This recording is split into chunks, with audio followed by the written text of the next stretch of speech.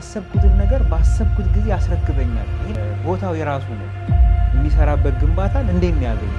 ለእንግልት ደግሞ ላላስፈላጊ መጉላላት የሚዳርጉ ኬዞች አሉ። ይሄንን የህግ ባለሙያ ላይ ይገባል። በተደጋጋሚ አንተ በግልህም እያንዳንዱ አርቲክል ነገ ቤቱን የቤቱ ባለቤት ከመሆኑ ጋር ቀጥተኛ ግንኙነት አለ።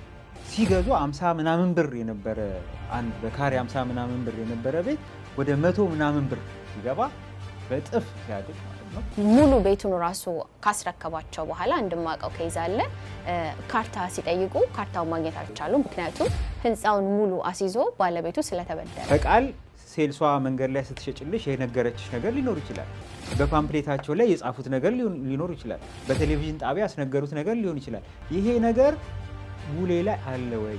አገሩ በስንት ጊዜ በናፍቆት ሲሄድ ጀጅመንቱ በዛ ክላውድ ነው ባያዝድ ነው። በቃ በነበረው ኤክሳይትመንቱ በመናምን ኢሚዲየትሊ የሆነ በቤተሰብ ግፊትም ይሁን በመናምን የሆነ ነገር ይፈርማል። ቤቶች ህጋዊ ናቸው ወይ? ፍቃድ አላቸው ወይ?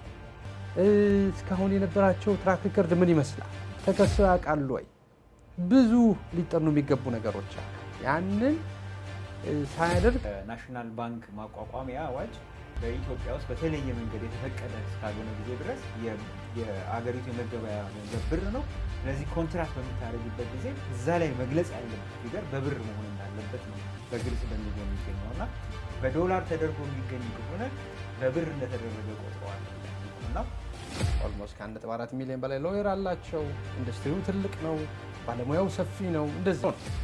አንደኛ ኢንስቲትዩሽኖቹ ሊሚትድ ናቸው። ገና ተቋሞቻችን አልደበሩም። ወዲያው ሄደ ፍትህ የምታገኝበት አይደለም፣ ጊዜ ይወስዳል። ችግሩ ከመግባቱ በፊት ብዙ ጊዜ ግን አንዳንዴ ሰዎች ጋብቻቸውን ኢትዮጵያ ውስጥ ያደርጋሉ፣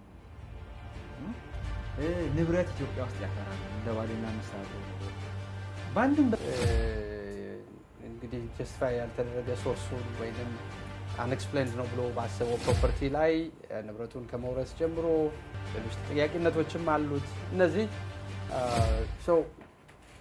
በእኔ ሀሳብ ምንድነው እንትን ማደርገው ካሁን በኋላ ያው ምንድነው ዲያስፖራው ምንድነው ማድረግ ያለበት ጥንቃቄ ነው አይደል?